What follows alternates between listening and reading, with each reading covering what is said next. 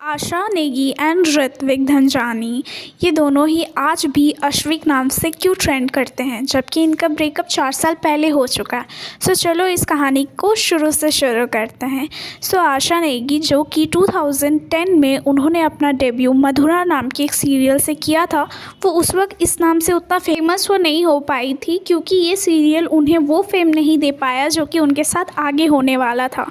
On the other hand Hrithik ने भी 2009 में ही डेब्यू किया था आशा नेगी से 1 साल पहले, बट उन्होंने जो सीरियल से डेब्यू किया था बंदनी, उसी वक्त से उन्हें स्टारडम मिलना चालू हो गया था। उसके बाद कई सीरियल उन्होंने किए, प्यार की एक कहानी, और इस तरीके से उनका जो स्टारडम है बढ़ता गया।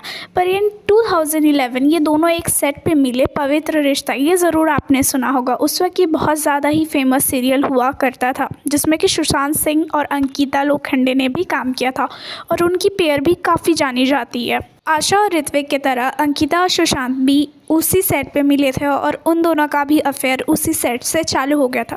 हम इस कहानी में आशा नेगी और ऋत्विक की बात कर रहे हैं। तो वो मिले भले ही 2011 में थे, फ़ैन को भले ही लग रहा था कि इन दोनों के बीच कुछ है, बट ऐसा कुछ नहीं था। उन दोनों ने एक दूसरे से कमिटमेंट किया इन 2030। इन अ मीनवाइल उन्होंने एक साथ में और शो भी किया जो कि स्टार प्लस का शो हुआ करता था, बहुत ही फेमस, जिसमें कि 2 जोड़ियाँ साथ में डांस किया करते थे और इन दोनों ने भी उस पर पार्टिसिपेट किया था और ये काफ़ी आगे तक भी गए थे। तब तक इन दोनों में कोई कमिटमेंट तो नहीं था। अगर आप शो पे देखो तो ऐसा कुछ दिखाता ज़रूर है कि इन दोनों में था, पर उस वक्त तक इन दोनों ने एक दूसरे को लिए अपना लव कमिट नहीं किया था। बट हाँ, उस शो के एंड होते होते इन दोनों ने एक दूसरे को प्रपोज किया था और वो दोनों ही रिलेशनशिप में आ भी गए थे। देन द क्वेश्चन कम्स, आखिर ऐसा क्या हुआ कि दोनों को अलग होना पड़ा? जिस पेयर को फ़ैन की तरफ से इतना ज़्यादा लव, इतना ज़्यादा सपोर्ट मिलता था कि आज भी उनके ब्रेकअप होने के 5 साल बाद भी इतने सारे मीम्स बनते हैं, इतने सारे फ़ैन पेजेस हैं। आखिर ऐसा क्या हुआ था कि दोनों अलग हो गए थे? इसका क्लियर जवाब तो किसी के पास नहीं है, बट हाँ, ये ज़रूर है कि इन दोनों पेयर को आज भी बहुत बहुत बहुत ज़्यादा प्यार से याद किया जाता है। इनके कई सारे फ़ैन पेजेस हैं। आशा नेगी का एक रिसेंट इंटरव्यू में उन्होंने कहा था कि ब्रेकअप के बाद वो इमोशनली बहुत वीक हो गई थी, क्योंकि इसमें वो सिर्फ दोनों ही इन्वॉल्व नहीं थे, उनकी फैमिलीज़ भी इन्वॉल्व हो गए थे।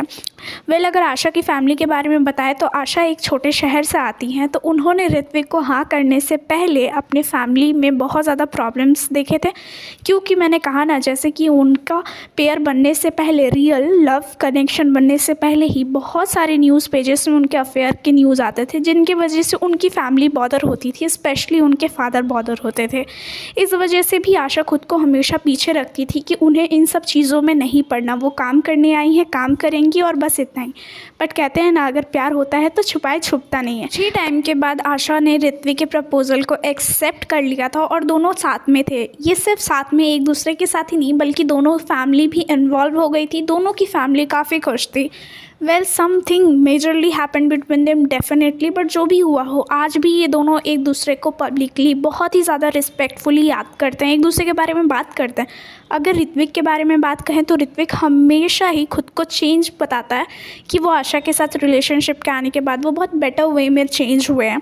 ये शो करता है कि ये दोनों कितने ही ज़्यादा एक दूसरे को पसंद करते थे या प्यार करते थे। जो भी हो, ये अनसुना अनरिजॉल्व लव स्टोरी रहा। कैसा रहा ज़रूर बताना। अगर आप लोग को अच्छा लगा तो don't forget to like, share and subscribe this channel, guys.